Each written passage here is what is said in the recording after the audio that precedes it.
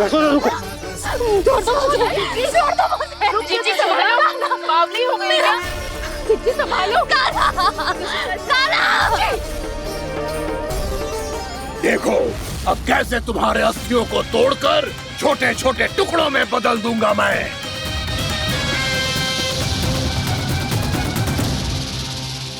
जी आप जाओगी तो आप भी फंस जाओगी। अपने लल्ला के लिए मैं किसी भी संकट का सामना करने के लिए तैयार हूँ। छोड़ो ना यशोदा, हमें कोई और उपाय खोजना पड़ेगा। कोई और उपाय? आप देख ना रही मेरा कान्हा किस दशा में है। कान्हा मैया के वश में नहीं है, नहीं तो ये अपने लल्ला के लिए साक्षात काल का भी सामना कर ले। ये तो केवल कालिया नाग है। हे नागराज, आप मेरे प्राण ले लो पर कान्हा को छोड़ दो। ना नागराज, आप मेरे प्राण ले लो, मैं विरोध भी ना करूंगी। ना नागराज, आप मुझे मार दो पर मेरे कान्हा को छोड़ दो। ना ना ना ना नागराज, मेरे प्राण ले लो, हमारे कान्हा से क्या शत्रुता है आपकी? प्रभु के लिए जो प्रेम यशोदा मैया के हृदय में है, वही इन सभी गोपियों के हृदय में भी है।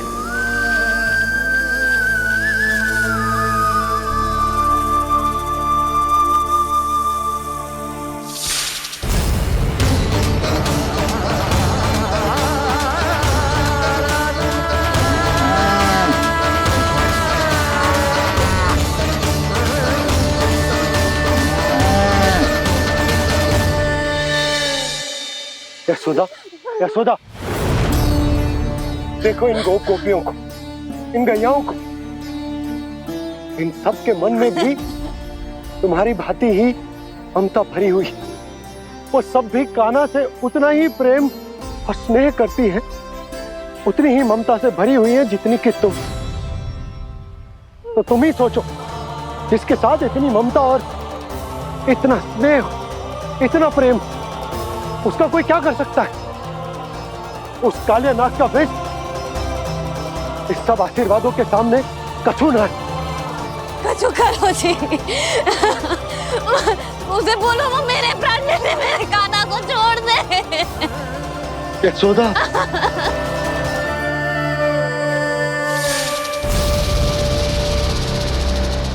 केवल इन्हीं में नहीं देवराज, नाग पत्नियों के हृदय में भी ममता का वही प्रेम उमड़ रहा है। देखिए। मैं आपके हाथ जोड़ती हूँ स्वामी, इस बालक को छोड़ दीजिए। ये अवश्य ही कोई दिव्य आत्मा है स्वामी। हम आपसे विनती करते हैं स्वामी, इस नन्हे बालक को हानि मत पहुंचाइए स्वामी। मेरी पत्नियां मेरे ही शत्रु के लिए विनती कर रही हैं। अब यदि इसके पक्ष में एक शब्द भी कहा तुम सबने, तो मैं इस बालक से पहले तुम सबके प्राण ले लूंगा। हो रहा प्रसन्न नाग कालिया, विजय को निश्चित जान।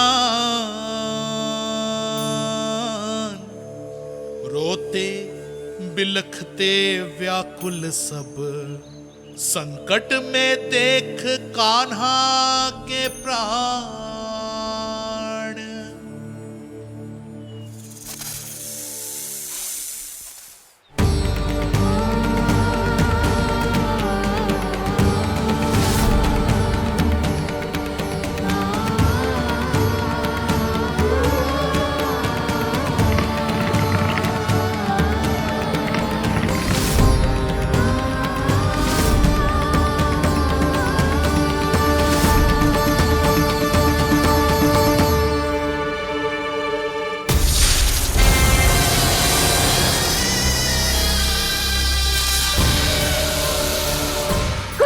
जी मेरे लल्ला को बचा लो, कोई तो कुछ करो। जीजी संभालो यशोदा। यशोदा, यशोदा तुम शांत हो जाओ, मैं कान्हा को वापस लेकर आऊंगा। मैं रक्षा करूंगा उसकी। ना नंदराज। कान्हा, नंदराज नहीं। कम से कम आप तो समझो नंदराज, कालिया के पास आप जाओगे तो आप भी फंस जाओगे।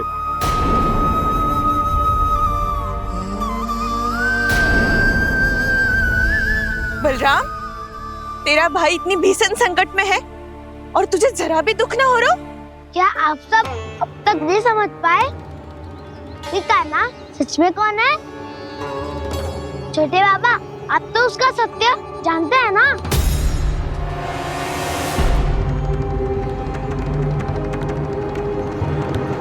मानता हूँ कि आप सब कान्हा के रहस्य के बारे में नहीं जानते, पर क्या उसके जन्म से आज तक घटी एक से बढ़कर एक विचित्र घटनाओं को भी भूल गए हैं आप सब? भूल गए हैं कि कैसी पूतना जैसी राक्षसी उसका कुछ बिगाड़ नहीं पाई, कैसे तरनावती जैसा भयानक राक्षस उसे एक खरोच भी नहीं दे पाया था।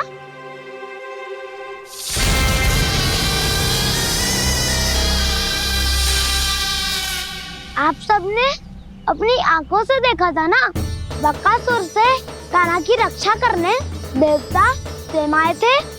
पर सत्य तो ये है कि वो सभी देवता भी उस असुर के सामने असमर्थ हो गए थे। तब कान्हा ने बहुत ही आसानी से उस भयंकर असुर का वध किया था। एक ही बार में धराशायी कर दिया था उसे। तो आप सभी सोचिए, बार बार ऐसे असाधारण कार्य करने वाला बालक साधारण कैसे हो सकता है? अब तो आरंभ से ही सारा सत्य जानते हैं छोटे बाबा। रहस्य छुपाने में सदैव कान्हा की सहायता करते आए हैं आप, और आज आप स्वयं ही उसके सत्य को भूल रहे हैं। और तुम सब भी तो जानते हो कान्हा की शक्तियों के बारे में। तो क्या तनिक भी विश्वास ना है अपने सखा पे? बलराम, जे तू क्या कह रहा है? मैंने जो कहा उसका एक एक शब्द सत्य है छोटी माँ। यदि प्रभु की इच्छा हुई तभी कुछ ही क्षणों में सब कुछ अपनी आंखों से स्वयं अनुभव कर लेंगे आप।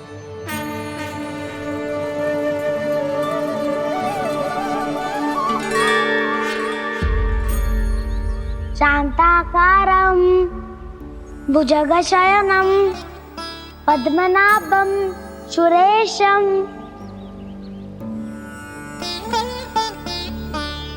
विश्वाधारं गगनसदृशं मेघवर्णं शुभांगं लक्ष्मीकान्तं कमलनयनं योगी वीरध्यानगम्यं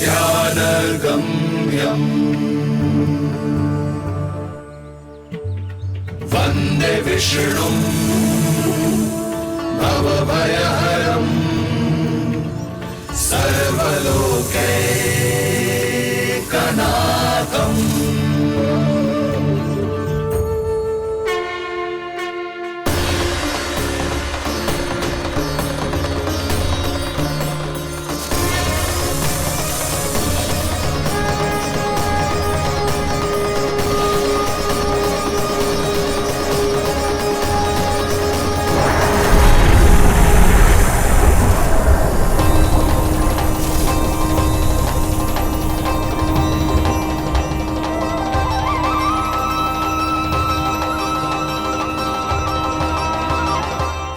तुझे क्या लगता है बालक कि तू मेरी जकड़ से निकल गया तो अब बच जाएगा तू?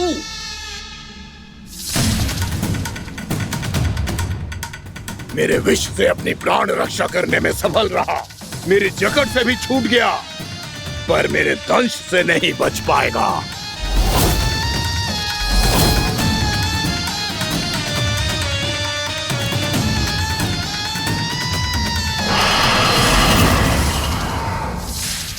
अब भय से भाग रहा है, पर मैं तुझे मृत्यु देकर रहूंगा।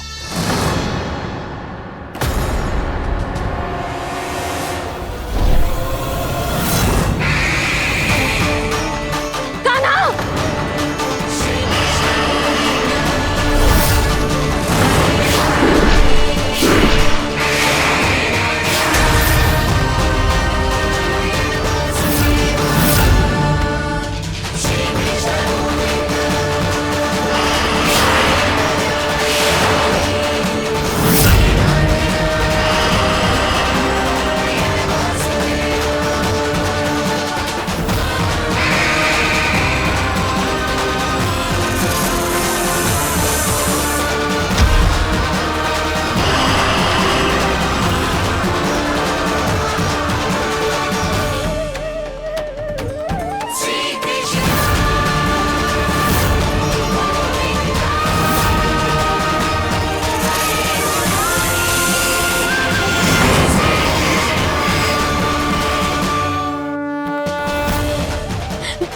नन्हा सा कान्हा कितनी देर भाग पाएगा?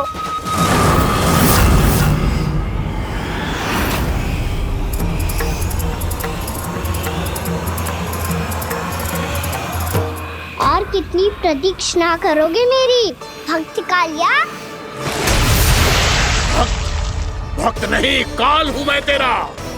जब अहंकार का मुकुट बुद्धि को ढक लेता है तो भक्त अपने भगवान को भी नहीं पहचान पाता। व्यर्थ की पहेली में मत उलझा बालक।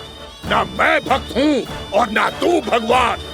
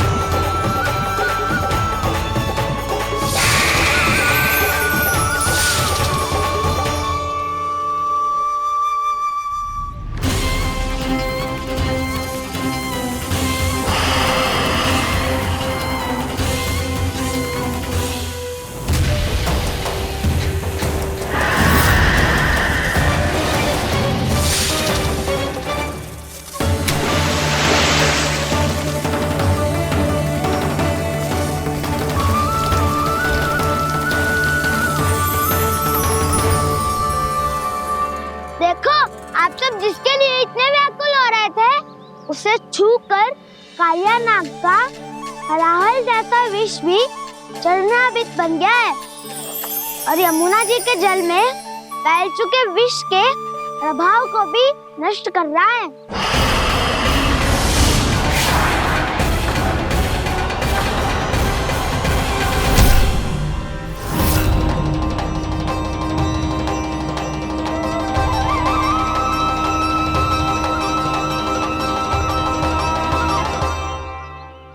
धर्म रक्षक अधर्म विनाशक प्रभु श्री कृष्ण का कौशल सचमुच अद्वितीय है। नारायण नारायण।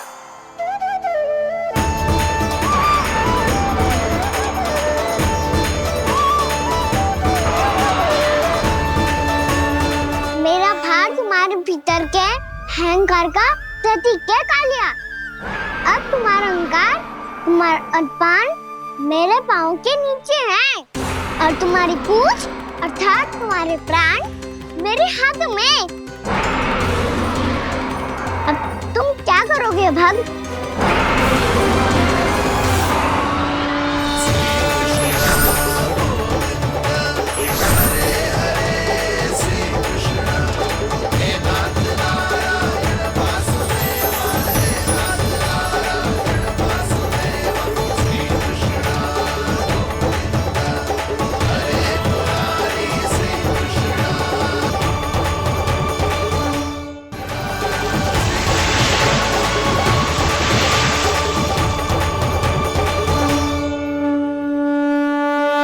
प्रभु, भले ये आपको पहचानने में असमर्थ हो, पर हम सब ने आपको पहचान लिया है।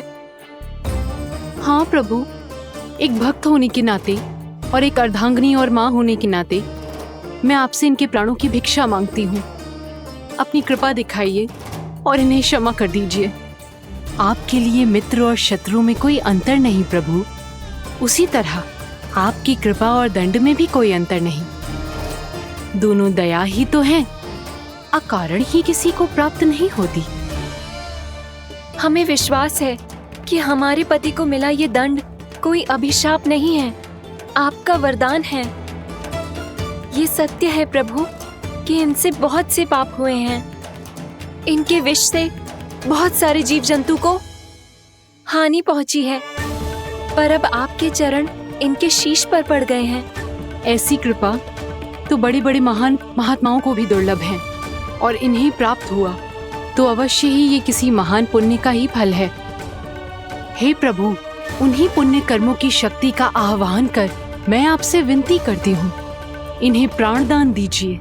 मैं अपने इस भक्त को क्षमा अवश्य करूंगी देवियों, यदि ये अपने अहंकार को त्याग कर मुझे पहचान ले तो।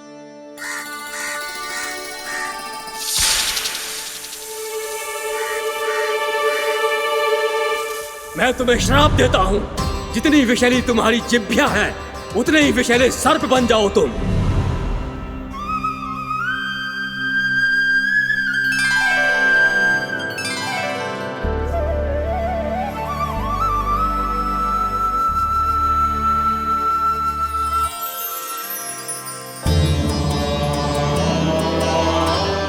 नारायण, मुझे क्षमा कीजिए नारायण।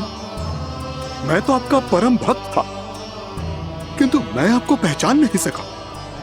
इसका दंड तो मुझे मिलना ही था, किंतु मैं अब प्रायश्चित करना चाहता हूं। इसके लिए यदि आप मेरे प्राण भी ले लेंगे तो भी मुझे कोई दुख नहीं होगा। मैं अपना जीवन, मृत्यु और अपना अस्तित्व सब कुछ आपको समर्पित करता हूं। तुम्हें तुम्हारी क्रोध के कारण श्राप मिला, जिसे विशाल सर्प के रूप में तुम्हारा जन्म हुआ, और सर्प का तो स्वभाव है विष फैलाना। इसीलिए तुम्हें दंड नहीं दूंगा मैं, सिर्फ सभी अपराधों का पश्चाताप कर लिया। इसीलिए मैं तुम्हें क्षमा करता हूँ कालिया।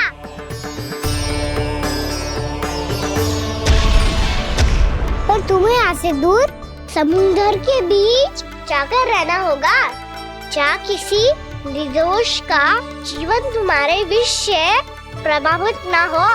मैं चाहकर भी आपकी इस आज्ञा का पालन नहीं कर सकता। मैं असमर्थ हूँ प्रभु, क्योंकि यदि मैं इस क्षेत्र को छोड़कर गया तो मेरी मृत्यु निश्चित है। आपसे क्या छुपा है प्रभु? आप तो जानते हैं कि सर्प जाति और आपके वाहन गरुड़ के बीच अनंत शत्रुता चल रही है, जिसका प्रारंभ नागों के द्वीप नागालय से हुआ था। उस द्वीप पर छोटे जीवों को निगल जाने के लिए सर्प थे, और गरुड़ को सर्पों का स्वाद बहुत प्रिय था, इसलिए वो बार बार नागद्वीप जाने लगा था। पर इस कारण पूरी सर्प जाति उससे आतंकित हो गई थी। इसलिए जब भी गरुड़ वहां पहुंचता तो सभी सर्प छिपने लगते। जब गरुड़ को इसका आभास हुआ तो उसे बड़ा क्रोध आया, और वो उत्तेजना में भरकर सर्पों का शिकार करने लगा। भूख ना होने पर भी उन्हें मारने लगा। अब सर्पों के प्राण हरना उसके लिए खेल बन गया था। इस भीषण समस्या का समाधान ढूंढने के लिए पूरी सर्प जाति महान सर्प वासुकी के सामने इकट्ठी हुई। हे महान वासुकी, हमारी सहायता कीजिए।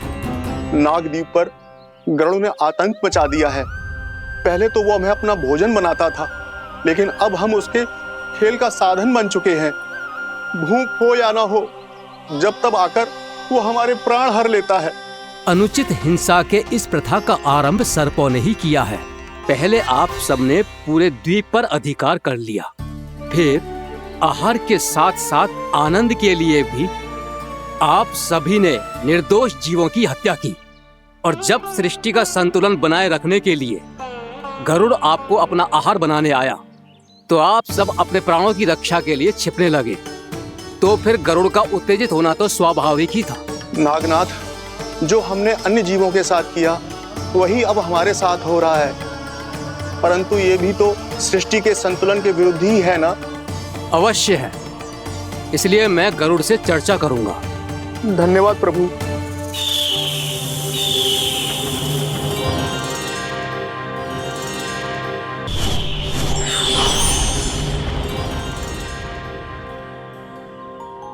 श्री नारायण के वाहन पक्षीराज गरुड़, मैं संपूर्ण सर्प जाति की ओर से आपसे एक निवेदन करने आया हूँ। कहिए, क्या कहना चाहते हैं आप? हे पक्षीराज, यदि आप हम पर ऐसे ही आक्रमण करते रहे तो शीघ्र ही हमारी प्रजाति समाप्त हो जाएगी। इसीलिए हमारी आपसे विनती है, यदि आप उचित समझें तो सर्पों के किसी एक घर से हम आपको एक सर्प प्रतिदिन अर्पित करेंगे। आप उसको आहार बनाइए और अन्य सर्पों को जीवित रहने का अधिकार दीजिए। मुझे स्वीकार है। तब से प्रतिदिन किसी एक घर से एक सर्प गरुड़ के भोजन के लिए भेजा जाने लगा। समय के साथ मेरे घर की भी बारी आई, परंतु मैंने एक बहुत बड़ी भूल कर दी।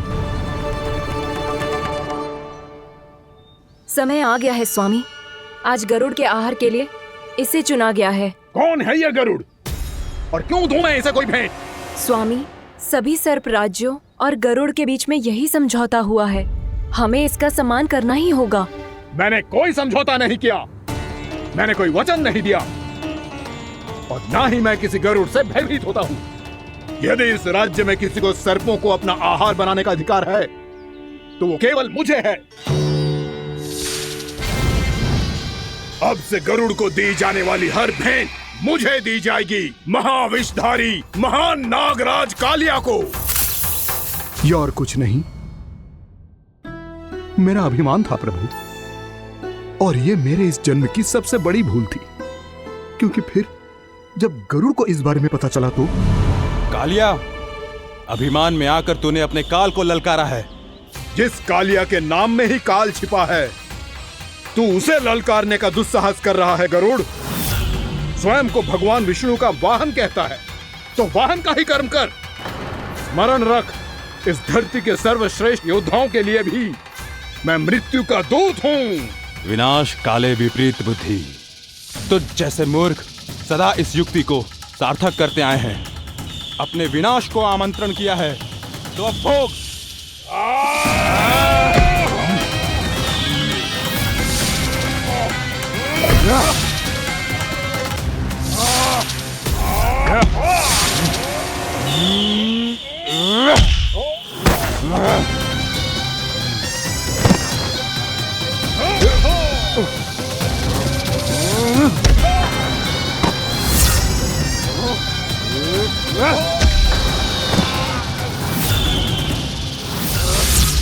जिसने मेरा भोजन चुराने की धृष्टता की है वो इसी योग्य है।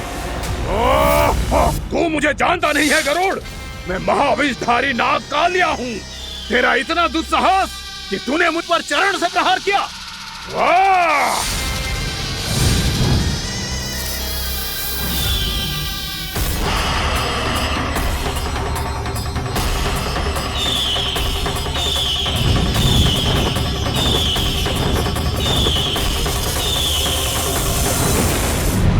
मैं अपने अभिमान में भूल गया था कि गरुड़ मुझसे कहीं अधिक शक्तिशाली है।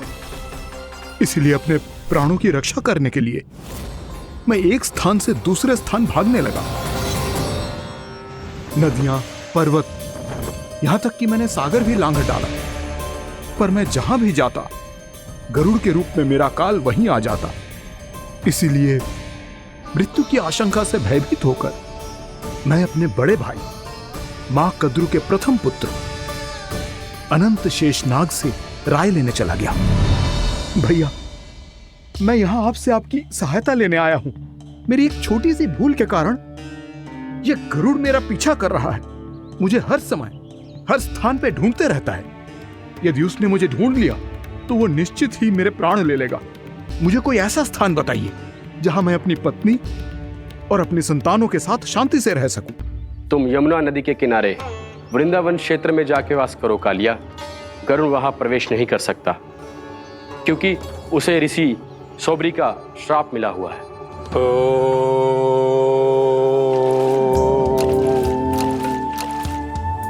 ध्यान और तपस्या का नित्य कर्म करते हुए ऋषि के मन में मछलियों के प्रति प्रेम भाव इतना बढ़ गया कि वो भूल गए सभी जीव खाद्य श्रृंखला का भाग होते हैं और मछलियां भी इस नियम की अपवाद नहीं है। उन्हें मछलियों की अटखेली इतनी अच्छी लगने लगी कि वो इस क्षेत्र के मछुआरों को भी मछली पकड़ने की अनुमति नहीं देते थे।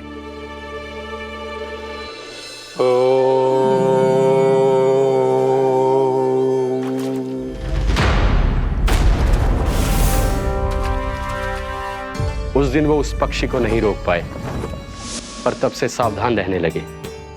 यहां तक कि अपने साधना से भी अधिक ध्यान वो पक्षियों पर केंद्रित करने लगे।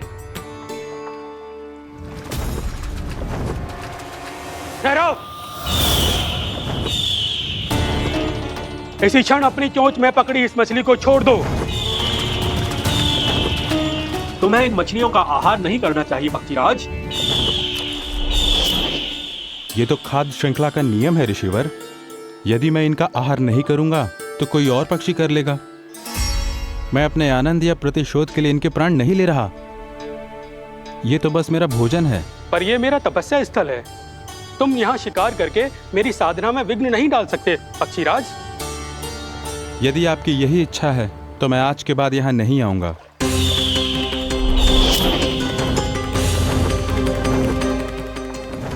पर आज ये मछली मेरे आहार के रूप में पकड़ी जा चुकी है। मैं वचन देता हूँ ऋषिवर, इस स्थान पर यह मेरा अंतिम शिकार होगा।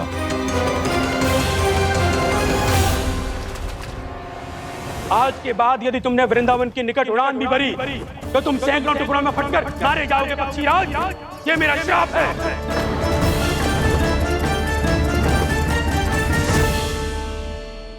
और इसीलिए भैया शेषनाग के सुझाव के अनुसार मैं यहां आ गया। पर अब यदि मैं कहीं और जाऊंगा तो मेरे प्राण नहीं बचेंगे प्रभु। डिस्टेंट रहो कालिया। अब से गरुड़ तुम्हें कोई हानि नहीं पहुंचाएगा। अब तुम्हारे फनों पर मेरी पक्षिंग बन गए कालिया, इसीलिए अब से तुम्हें गरुड़ से कोई भय नहीं होगा। निश्चिंत होकर अपने परिवार के साथ गहरे समुद्र में चले जाओ और सुख से शांति से निवास करो। पर ध्यान रहे निर्दोष जीवों को हानि ना पहुंचे। आपने मुझे जीवन दान दे दिया प्रभु, इस उपकार से मैं कृतज्ञ हूँ प्रभु। आदेश दीजिए, मैं आपकी सेवा कैसे करूं? तुम्हारे जल क्षेत्र से 1 कोटि कमल पुष्पों को लेने की अनुमति दे दो कालिया। यही मेरी सेवा होगी। प्रभु, ये तो मेरा सौभाग्य होगा।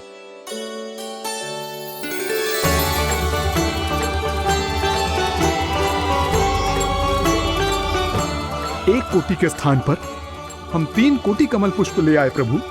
मैं तुम्हारी सेवा भाव से प्रसन्न हुआ कालिया। रमनाथ द्वीप पर चले जाओ ताकि तुम्हारे कारण फिर कभी किसी निर्दोष जीव को हानि ना पहुंचे और न ही तुम्हारा विष मेरे प्रिय यमुना नदी के जल को दूषित कर पाए। मैं तुम्हें आशीर्वाद देता हूँ।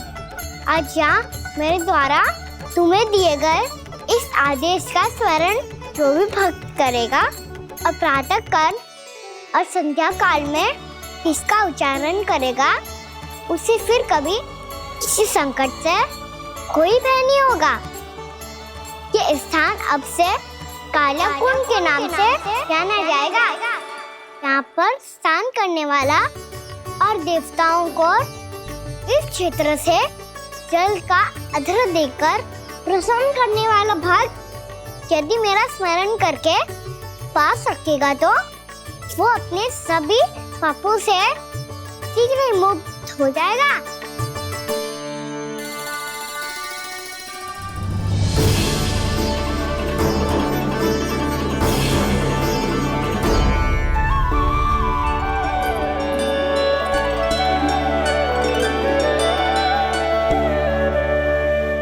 कौन है जी भगवान जिसने अभी अभी कालिया जैसे विशाल विस्तर का सामना किया? क्या एक साधारण बालक जो शीत की अधिकता से ठिठुर रहा है? क्या करूं? मैं लल्ला को ममता के आंचल में छुपा लूं या भक्त बनकर प्रभु की लीला देखती रहूं? क्या करूं मैं? कितना ठंडा था जल, बहुत सर्दी लग रही है। सर्दी से तड़पते हुए कैसे देखूं इसे? अभी जाके अपने पल्लू से सुखाती हूँ। हृदय से लगा के स्नेह की आंच दूंगी तो सर्दी पल भर में छूमंतर हो जाएगी।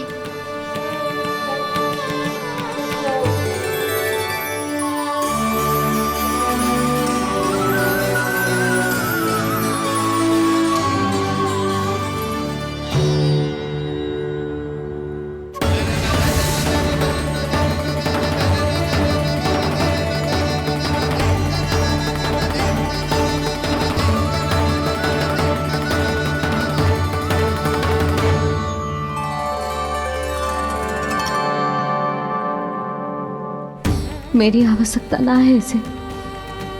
ये तो सच्ची में भगवान ही है, जिसकी ठंड दूर करने के लिए स्वयं द्वादश आदित्य प्रकट हो गए हैं।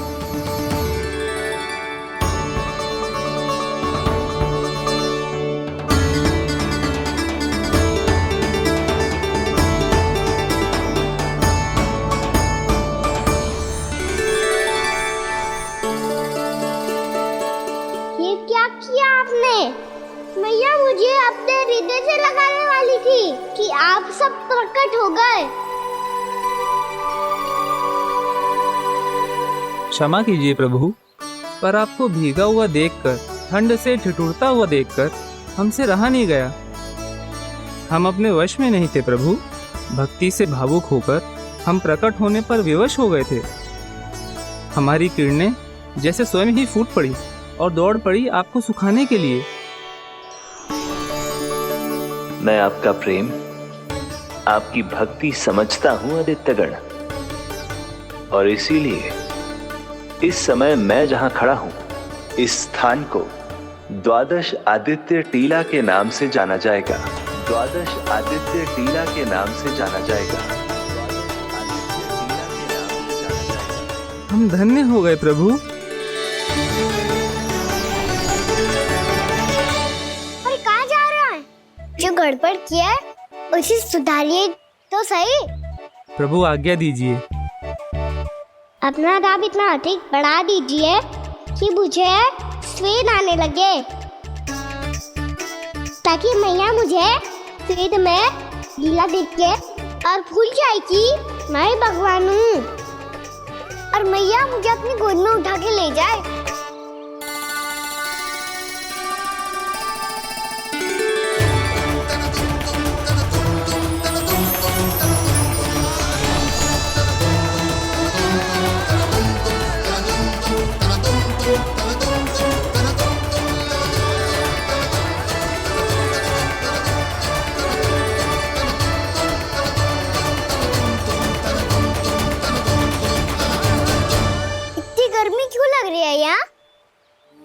स्वेद की एक बूंद भी आती थी तो मैं अपना आंचल लेकर पहुंच जाती थी इसके पास।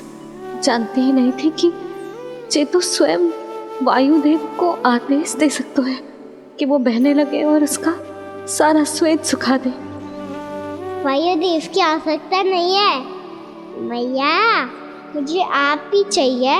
लगता है जिस बात का भय था वही सत्य होने लगी है। भैया मेरे भगवान रूप को भूल नहीं पाएगी, और अब मेरे लिए उनके सत्य छुपा कर रख पाना कठिन हो जाएगा। कृष्णा कृष्णा हरे कृष्णा कृष्णा कृष्णा मुरली मनोहर कृष्णा गोपाला गोविंदा हे दामोदरा।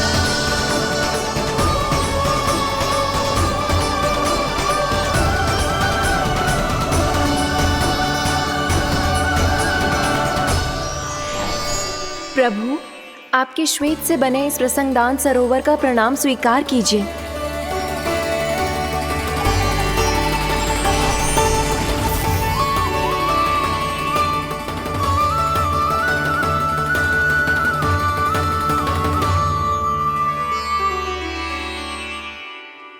ओहो, इस चमत्कार को देखकर भैया को और भी अधिक विश्वास हो जाएगा कि मैं भगवानी हूँ। अब कैसे मनाऊं मैया को कि मैं इनका लाई हूँ।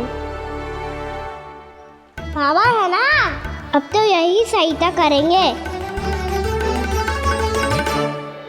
श्री कृष्णा गोविंदा हरे हरे श्री कृष्णा गोविंदा हरे हरे श्री कृष्णा हरे मुरारी श्री कृष्णा श्री कृष्णा श्री कृष्णा।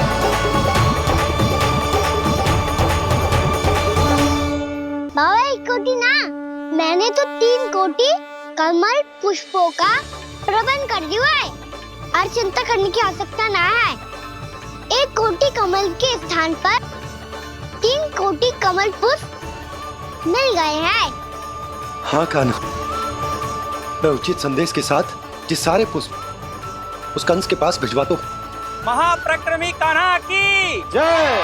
वृंदावन रक्षक कान्हा की जय। महाप्रक्रमी कान्हा की जय। भानु जी नंदराज। बाकी गांव वालों को लेकर ये सारे पुष्प इकट्ठा करो और कंस के दरबार में पहुंचाओ। जी।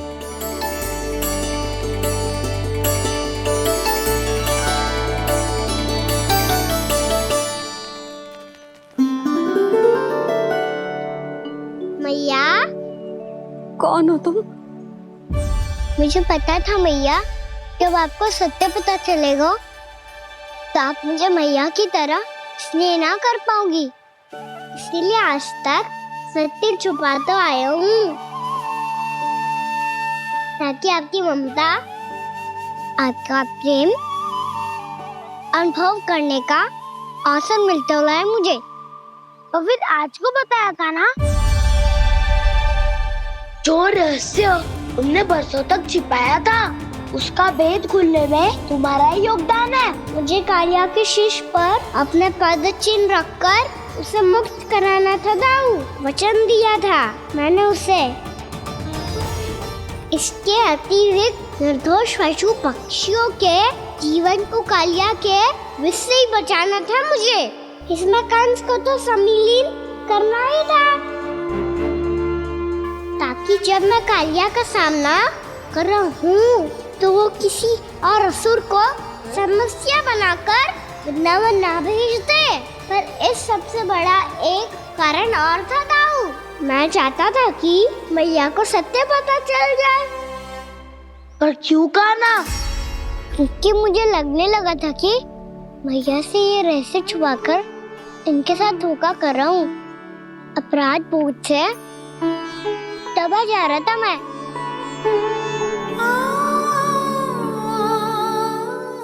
जो सत्य आपको, बाबा को, सभी को पता है, यहाँ तक कि मेरे सखा भी जानते हैं,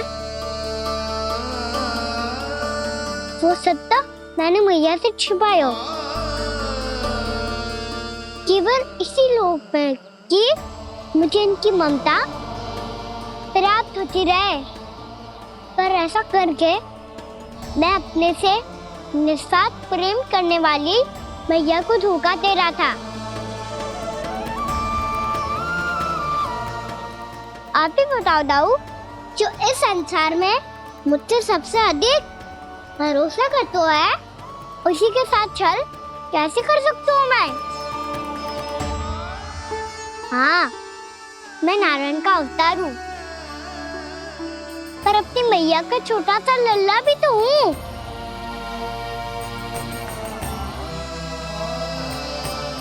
इसीलिए तो यमुना जी में छलांग लगाने का एक कारण इस गेंद को लेने जाना भी था। ने स्नेह से बनाई थी मैया ने गेंद, इसे अपने से दूर कैसे होने देता मैं? आपको आभास भी ना है मैया कि आप मेरे लिए कितने महत्वपूर्ण हो। ये सत्य है कि सभी देवता, प्रकृति, भक्त, ये सब है मेरा ध्यान रखने के लिए, मेरी सेवा करने के लिए। पर क्या इनमें से कोई भी मेरी मैया का स्थान ले सकता है? और आप भी तो यही चाहती थी कि मैं आपका लल्ला बन के आऊं, कि मैं आपका लल्ला बन के आऊं, कि मैं आपका लल्ला बन के आऊं। आज जैसे आपने मुझे अपनी गोद में लिटा रखा है, क्या कुछ ऐसा नहीं हो सकता कि शीघ्र ही मुझे आपको अपनी गोद में खिलाने का अवसर मिल जाए? मैया, नारायण का अवतार होना क्या इतनी बड़ी समस्या है कि आप हृदय से भी राह लगा सकते? मैया,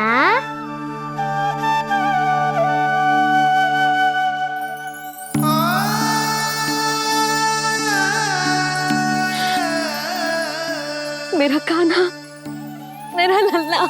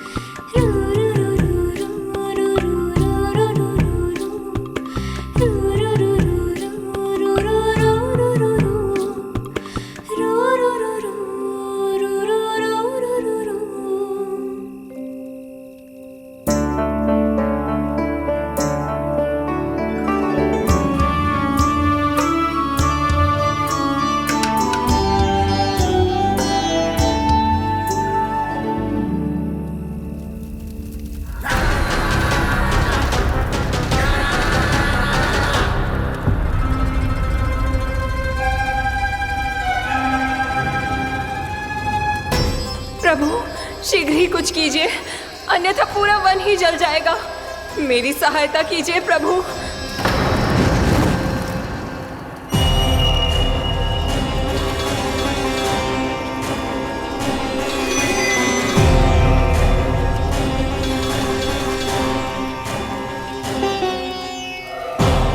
आज कोई नहीं रोक सकता मुझे। आज इस वन का एक एक दिन का जला डालूंगा। मुझे भूल गए दामानल, मैं तुम्हें ऐसा करने की आज्ञा नहीं दूंगा।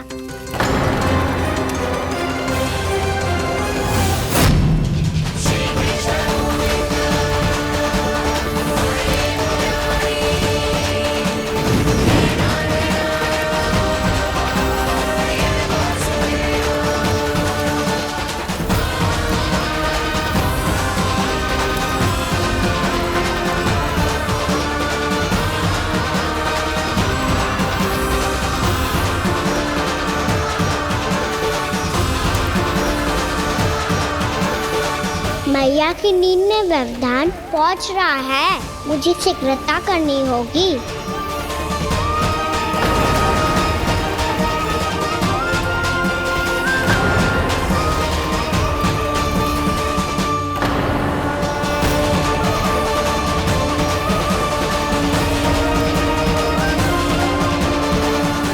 कुछ ही समय पहले बुझती हुई चिंगारी से घबरा गया था, अब इतने विशाल दावानल को निगल गया।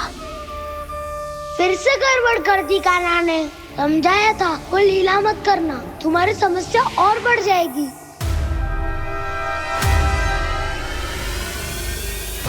अब क्या करूं दाऊ?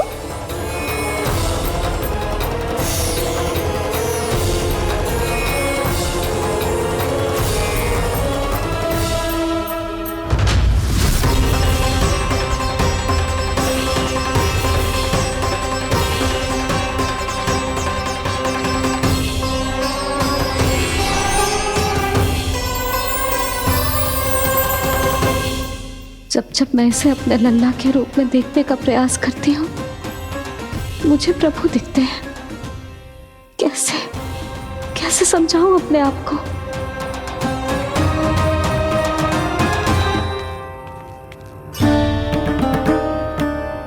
मैया मुझे पता है आपने कहा था अग्नि के साथ मत ही खेलना, पर अग्नि फैल रही थी। मुझे कछु ना कछु तो करना ही था मैया। क्यों प्रभु, क्यों छीन रहे हो एक मैया से उसकी ममता? मैं आपकी भक्त अवश्य हूँ, पर उसके साथ साथ आपकी मैया भी बने रहना चाहती हूँ। आपको एक मैया बनकर दुलारना चाहती हूँ, फटकारना चाहती हूँ, डांटना चाहती हूँ। तो फिर डांटो ना मैया, फटकार लगाओ, मुझे दंड दो। कैसे कान्हा? तुझे देखते ही मुझे अपने भगवान दिखाई देने लगते हैं। मेरे मन में तेरे प्रति भक्ति के भाव जाग रहे हैं। मैया ऐसा मत ही करो ना, देखो मैं वही कान्हा हूँ जिसे आप लोरी सुना के सुलाती थी। वही कान्हा हूँ जिसे अपने हाथों से माखन खिलाती थी। मैं वही कान्हा हूँ मैया जो भूल करता था तो आपकी डांट भी खाता था और आपसे दंड भी पाता था।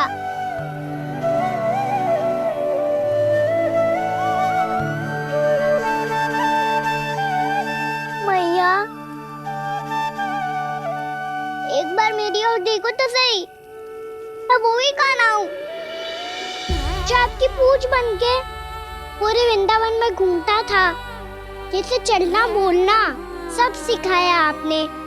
पहले मेरा सत्य जाने बिना आप मुझे अपने लल्ला की तरह व्यवहार करती थी, अब मेरा सत्य जानने के बाद भी अपने लल्ला की तरह ही मुझे अपनाना होगा, क्योंकि मैं तो वही हूँ, आपका कान्हा।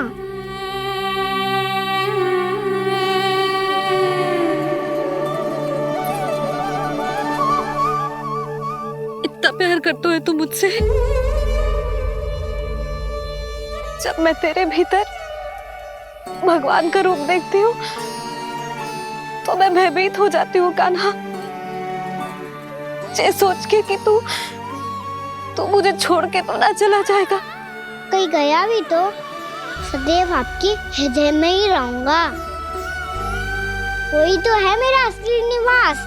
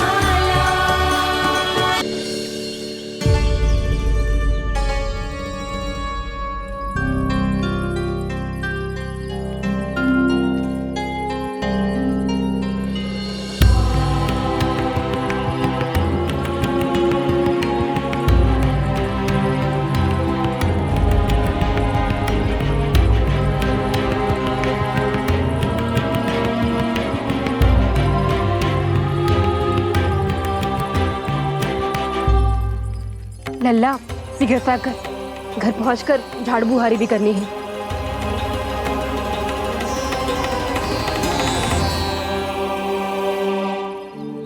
का होगा? ये सब ठहर क्यों गए? ये सब क्या होगा?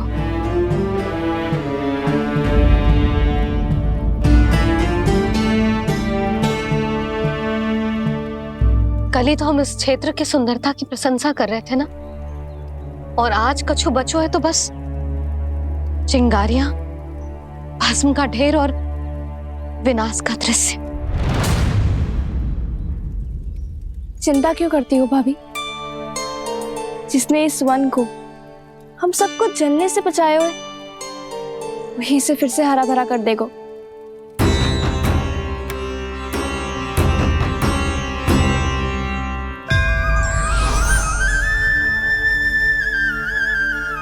नंदराज, इस समय घर जाना सुरक्षित होगा?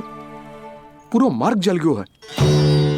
इन सुलगती चिंगारियों का ताप किसी बालक या वृद्ध के पांव में लग गो तो?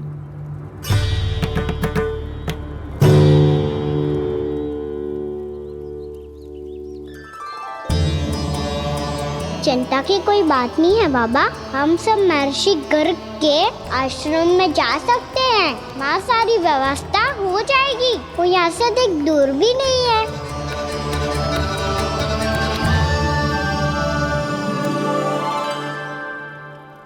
मुझे लगता है कि हम सबको ऋषि गर्ग के आश्रम जाना चाहिए। वहां चलकर कुछ समय उनकी सेवा करेंगे, और जैसे ही अग्नि शांत हो जाएगी और वृंदावन जाने को मार्ग सुरक्षित हो जाएगा, हम सब वापस लौट चलेंगे। अच्छा विचार है। वही महर्षि गर्ग जिन्होंने मेरा नामकरण करा था।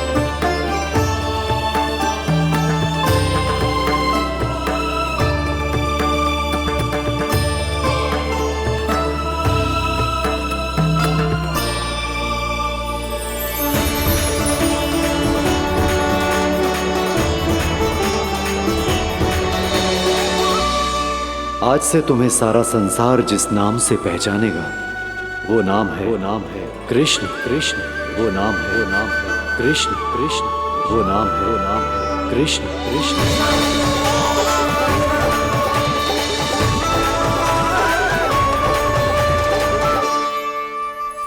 प्रणाम रिसीवर।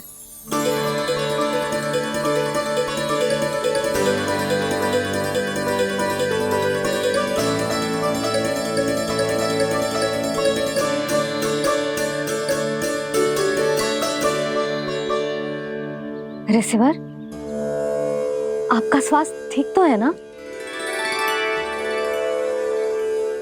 महर्षि को संभालो कान्हा, नहीं तो ये साष्टांग प्रणाम कर देंगे तुम्हें। और तब छोटी बा को तुम्हारे भगवान होने की स्मृति फिर से आ जाएगी।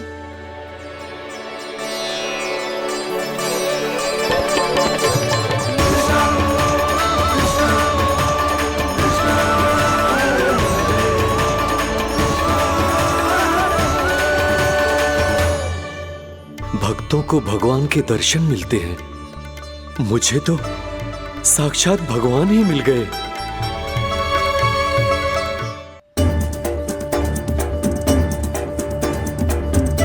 इस समय मैं भगवान नहीं, बस आपका शिष्य हूँ ऋषिवर। स्मरण रखिए, भगवान अपने भक्त के घर नहीं आए। आज एक पुत्र अपनी मैया के साथ एक महर्षि के आश्रम आया है।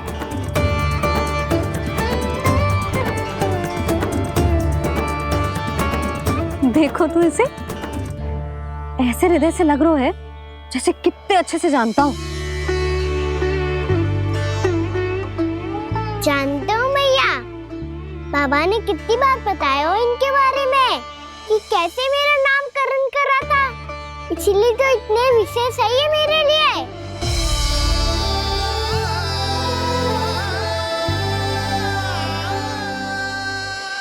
अच्छा ही है कि यशोदा जी भूल रही है कि इसका लल्ला स्वयं श्री नारायण का अवतार। आप सभी का यहाँ आना बहुत ही प्रसन्नता की बात है। आप आए हैं अपनी इच्छा से, परंतु मेरी इच्छा के बिना जा नहीं पाएंगे। आपके साथ समय बिताने हैं महर्षि, इतनी शीघ्र यहाँ से जाएंगे भी ना?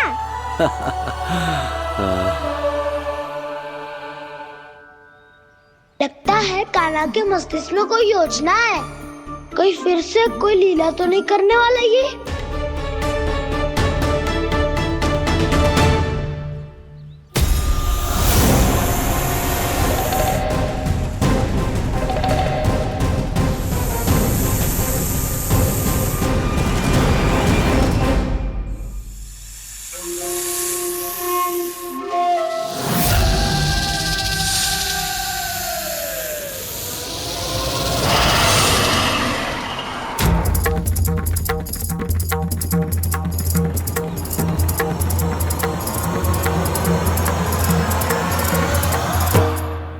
क्या बात है कान्हा, अपने दाऊ को नहीं बताओगे?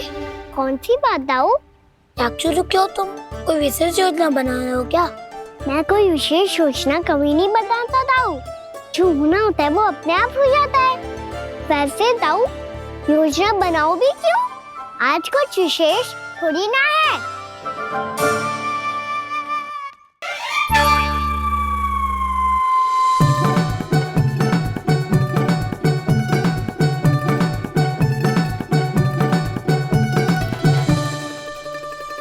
अच्छा, तो मेरा जन्मदिन इसके लिए विशेष अवसर नहीं है, या फिर इसे स्मरण ही नहीं है कि आज मेरा जन्मदिन है?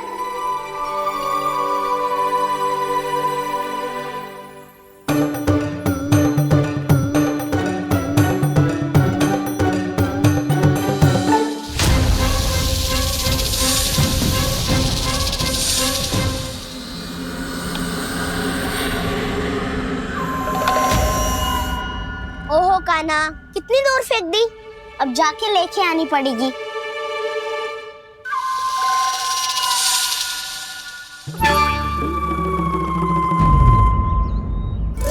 बलराम, वहाँ खड़े क्या हो? आओ गिल्ली लेके आते हैं।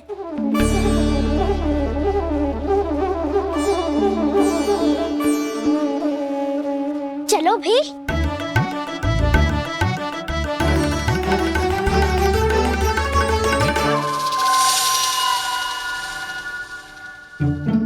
अब मेरी बारी है। नहीं नहीं, अब मैं खेलूंगा।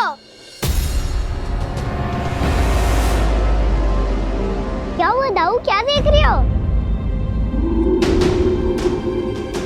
ऐसा लगा कि जैसे कोई था यहाँ। वरना दाऊ कोई ना कोई तो जीव जंतु होगा ही। छोड़ो ना, अब आपकी बारी।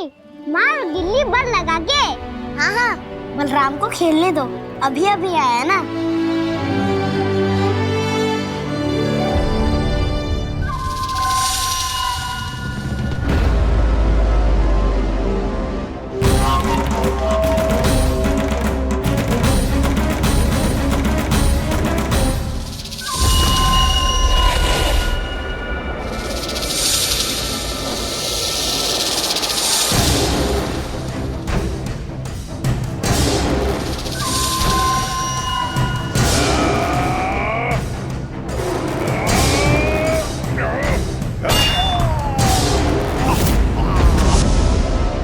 यही हत्या की थी ना उसने मेरे भाई बकासुर की, और वो सारे बालक बड़े चाव से देख रहे थे, प्रशंसा कर रहे थे उस मायावी की।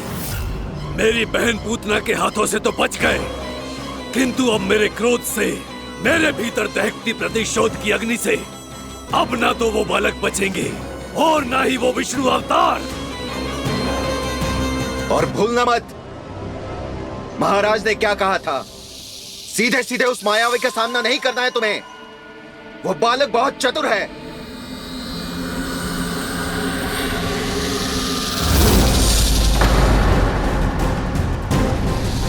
पर है तो एक बालक ही, और एक नन्हा सा बालक क्या हानि पहुंचाएगा मुझ जैसे महाविशाल महाशक्तिशाली अघासुर को।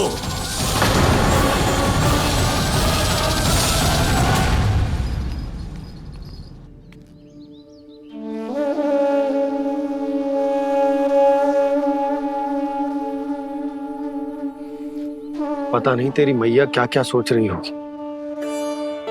विवाह के समय एक दूसरे को वचन दिया था, कभी भी एक दूसरे से कछु ना छुपाएंगे।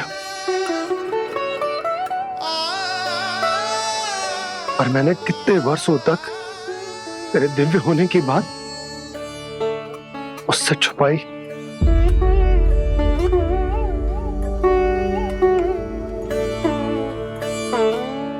कान्हा, तुमने ही तो कही थी कि मैं तुम्हारा सत्य तुम्हारी मैया को ना बताऊं।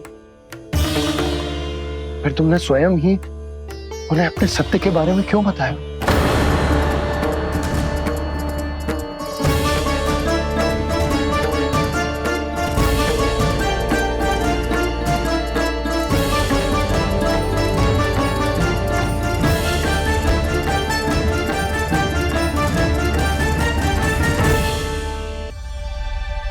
कान्हा, तुमने ही तो कही थी कि मैं तुम्हारा सत्य तुम्हारी मैया को ना बताऊं।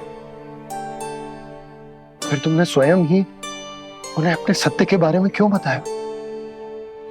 दाऊ के मन में यही शंका थी बाबा। उन्हें भी मैंने यही कहा था कि मैया को कभी ना कभी तो मेरा रहस्य पता चलना था। किसी और से जानकारी मिलती तो उन्हें अधिक दुख होता। इसीलिए मुझे लगा अच्छा यही है कि इन्हें मेरा सत्य से मुझसे पता चले। वैसे भी मैया से भेद छुपा के मुझे अच्छा नहीं लगता बाबा। इतने वर्षों में मैं जब जब मैया से कुछ भी छुपाता था तब तक मेरी हृदय को भी पीड़ा होती थी।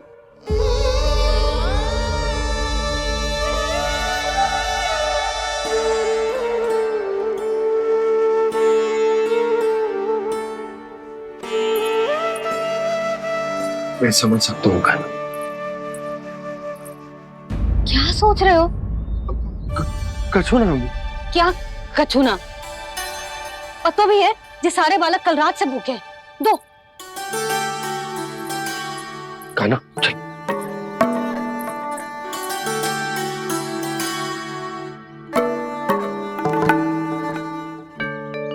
लगता है सब ठीक है। क्या ठीक है? कछु ठीक ना है। बहुत कठिन है, पर मैं प्रयास कर रही हूं कि स्वयं को समझा पाऊं कि मेरा लल्ला मेरे प्रभु श्रीहरि का अवतार है।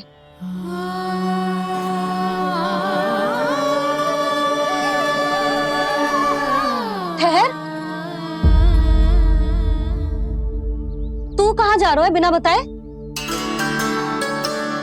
पूरे संसार के लिए तू दिव्य होगो, मेरे लिए तू केवल मेरा लल्ला है। समझ आई?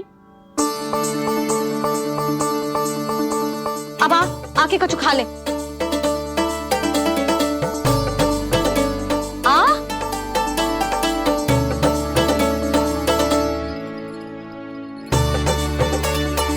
ले खा। पहले आप खाओ मैया। तू खा पहले। मैंने कही ना, तू अब भी मेरा लल्ला ही है जो कल रात से भूखा है, इसीलिए अब चुपचाप खा। और जे मत ही सोचियो कि मैया को सत्य का पता चल गया है तो कछु कहेगी ना। तेरी मैया हूं कान्हा, कस के डांटूंगी, और आवश्यकता पड़ी ना तो डांटूंगी भी और दंड भी दूंगी। और फिर भी बात ना मानी तो स्मरण है ना ओखल? देख, यहां भी है।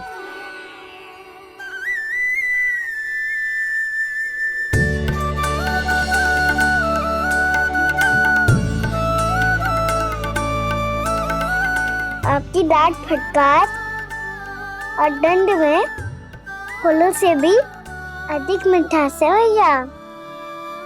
प्रेम है तेरा ऐसा निराला, विवश हो कर आए जग पाला।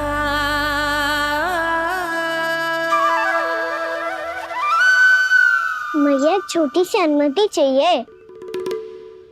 फिर से वन जाना है? फिर से कोई लीला करनी है क्या? हाँ वो। बस बस, अधिक बहाने बनाने की आवश्यकता ना है। ठीक है, चला जा, पर वन के अधिक भीतर ना जाना। समझ आई?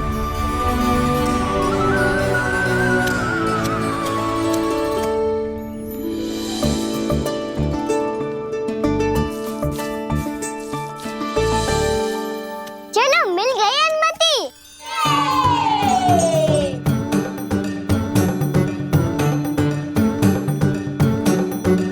राहु, आप ना चलोगे हमारे साथ खेलने?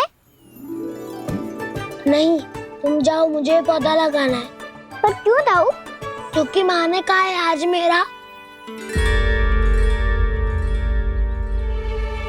कहा है कि पौधे लगाने से फल मिलते हैं। पर पौधा तो लगो, फल ना है। इतने शीघ्र फल नहीं आते कान्हा, कम से कम 1 वर्ष प्रतीक्षा करनी पड़ती है। तो 1 वर्ष के बाद इसी पौधे के नीचे बैठ के फल खाएंगे।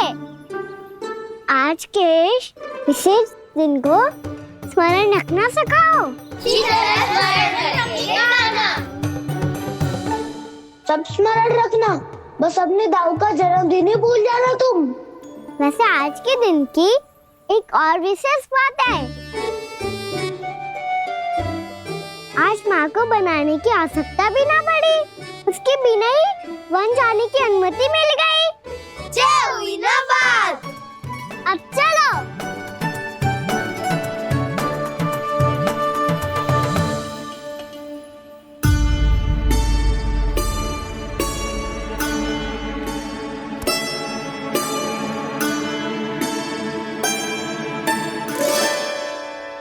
बलराम, कहाँ थे तुम?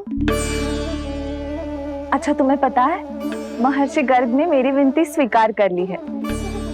तुम्हारे जन्मदिन के विशेष अवसर पर तुम्हारे लिए विशेष पूजा करेंगे वो। जो किसी को स्मरण ही ना रहे वो कैसा विशेष अवसर? क्या हुआ, किसी ने शुभकामनाएं नहीं दी? सखा बोले तो कोई बात नहीं, पर छोटा भाई भूल गया माँ। क्या? ये कैसे संभव है? वही तो मैं भी सोच रहा हूँ माँ। पूरे संसार की हर छोटी से छोटी बात जिसे ध्यान रहती है, वो अपने बड़े भाई का जन्मदिन कैसे भूल सकता है? सुनो सुनो सुनो, ये तो अच्छा करो कि तुम सबने से किसी ने भी दाऊ को पता ना चलने दिया कि उनका जन्मदिन हमें स्मरण है। पर अब हमें उनके लिए कुछ ढूंढना होगा। हाँ, हम सबकी ओर से कोई ना कोई विशेष उपहार। तो फिर गौवंश का ध्यान कौन रखेगा? और कौन? तुम। गैया मैया की तो समस्या ना है, पर जब बछड़े मेरे वश में ना आते, इन्हें तो कान्हा ही संभालेगा। अच्छा ठीक है, पर तुम सब जाओ और कुछ अनोखा ढूंढ कर लाओ। गए सब? अब इनकी अनुपस्थिति में शांति से अघासुर का अभिमान भंग करूंगा। इसे क्या लगता है ये मुझे अपने जाल में फंसा लेगा? इसके मित्रों को मृत्यु के जाल में ऐसे फंसाऊंगा मैं कि ये रक्षा की भिक्षा मांगेगा मुझसे।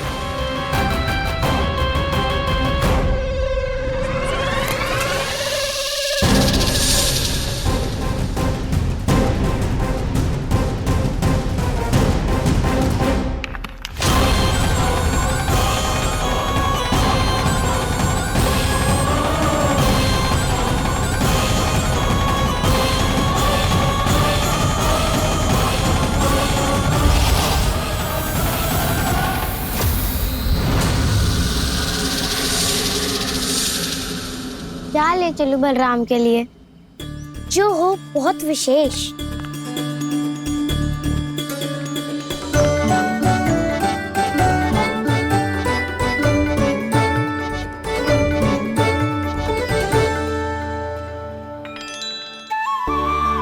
ये फल उसे बहुत प्रिय है।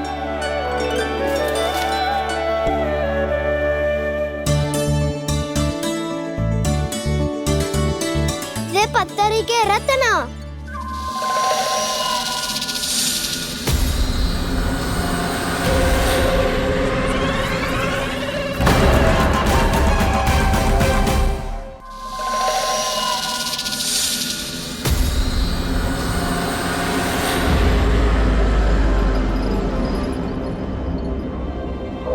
सका, अजगर। भयभीत मत हो वसंता, ये तो केवल एक कंदरा है। अजगर हो तो ऐसे मुंह खोल के थोड़ी ना बैठे रहते हो। और नहीं तो क्या, पर एक बात तो है, आज तक ऐसा कछु ना देखो। अद्भुत। चलो भीतर चल के देखते हैं, क्या पता बलराम के लिए कुछ अनोखा, कुछ अद्भुत मिल जाए। जो गंदरा बाहर से इतनी सुंदर लग रही है, उसके भीतर कछु न कछु सुंदर मिलेगा ही। तो सच्चे में अजगर हुआ था तो कान्हा है ना, बच्चा के बाहर निकाल लेंगे, जैसे स्वयं बकासुर के देह से बाहर आया था।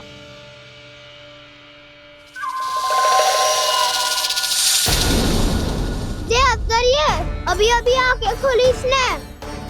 अरे वसंता, तुझे तो हर बात में कुछ ना कुछ दिख ही जाता है। इसे छोड़कर हम सब भीतर चलते हैं। चलो चलो। अरे मुझे अकेला सुन के कहाँ जा रहे हो?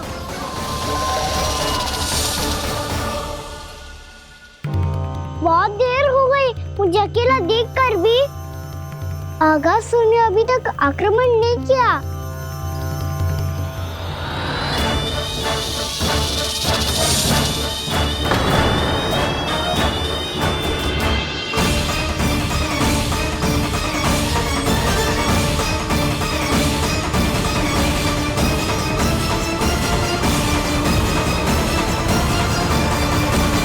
इसने तो उल्टी चाल चल ली। मुझे आघात करने के स्थान पर मेरे सखा को ही अपना हार बना लिया।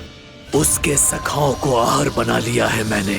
अब उस विष्णु अवतार को इनकी रक्षा करने आना ही पड़ेगा और तब मैं उसके प्राण लेकर अपना प्रतिशोध पूरा करूंगा। गैया मैया अपना ध्यान रखना, मुझे सखाओं को मुक्त कराने जाना होगा।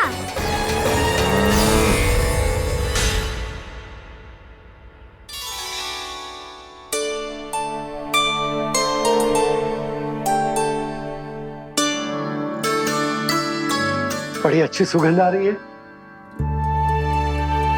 किसके लिए पका रही हो? कान्हा और उसके सखाओं के लिए। अभी तक जैसे वापस ना आए हैं, अब मैं ही जाऊंगी, जाके दे आऊंगी। उन्हें भूख लगी आई होगी ना। यशोदा, मैंने तुमसे इतनी बड़ी बात छुपाई, उसके लिए मुझसे क्रोधित हो ना? ना, आपके स्थान पे मैं होती तो मैं भी ऐसा ही करती। और भगवान की इच्छा से बड़ा तो और कछु ना होता है। पर अब मुझे जाना होगा। जिस सारे बालकों ने रात से केवल फल खाया हुआ है।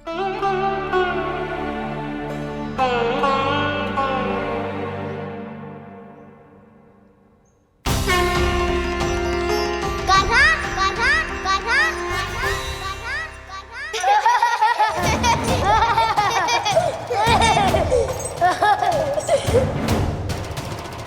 ध्वनि गूंज रही है। ये कंदरा ही है। चलो और भीतर चल के देखते हैं।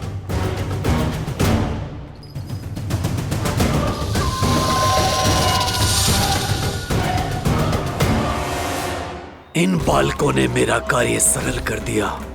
स्वयं ही कृष्ण को खींचकर मुझ तक ले आए।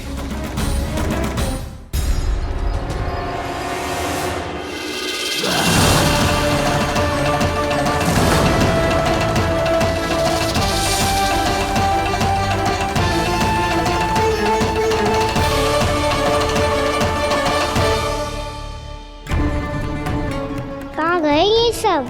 दिखाई नहीं दे रहे। ये यहाँ खड़ा क्यों है? भीतर आ बालक, ताकि तुझे और तेरे सखाओं को एक साथ बचा लूं मैं। लगता है अब मुझे ही कुछ करना होगा।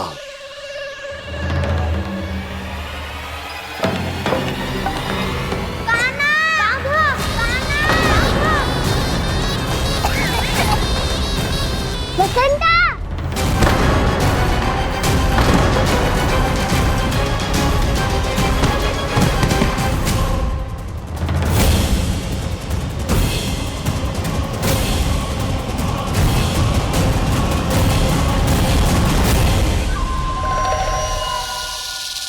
चिंता मत करो सखाओ, मैं आ गई।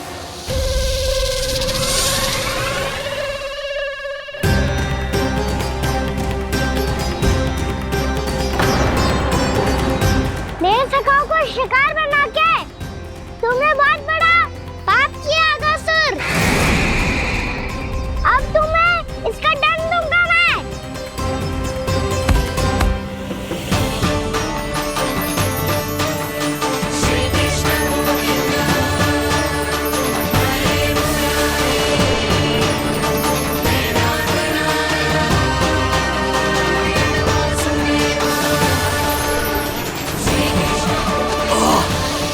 ये क्या हो रहा है मुझे? कैसी माया है ये?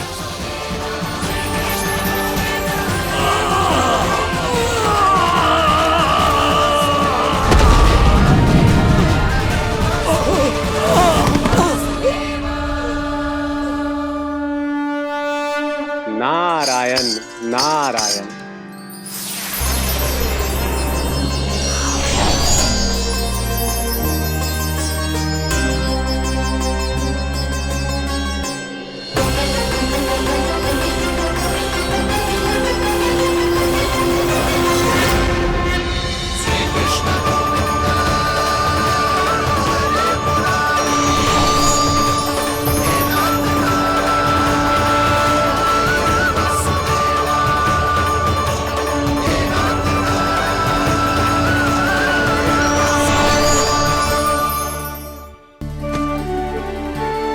मैंने इतने पाप किए हैं प्रभु, फिर भी आपने स्वयं मुझे मुक्ति प्रदान की।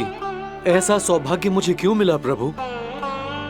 ये तो होना ही था अगासुर, यही था विधि का विधान। पूर्व जन्म में तुम राक्षस शंखचूड़ के पुत्र थे, युवा थे, बहुत बलवान और कामदेव के समान। आकर्षण होने के कारण बहुत गर्व हो गया था।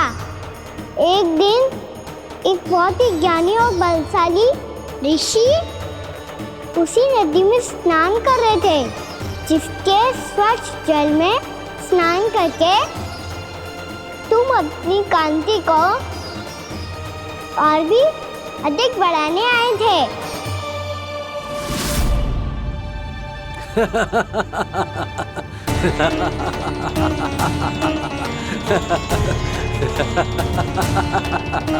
ये क्या देख लिया मैंने? भला कोई इतना वक्र भी हो सकता है? एक कुरुवृद्ध, इसी क्षण मेरी दृष्टि से दूर हो जा। किसी भयानक श्राप की भांति कहीं तेरी इस देह की छाया मेरे सुंदर स्वरूप पर न पड़ जाए। भाग जा यहाँ से।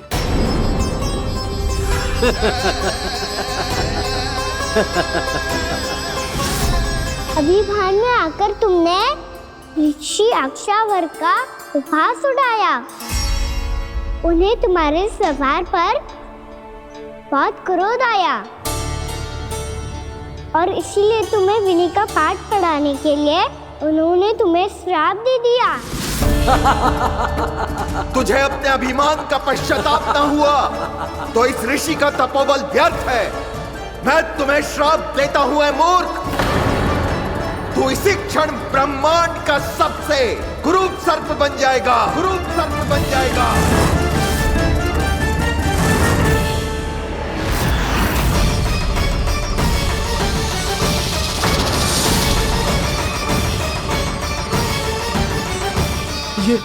ये क्या हो रहा है मुझे? मेरी त्वचा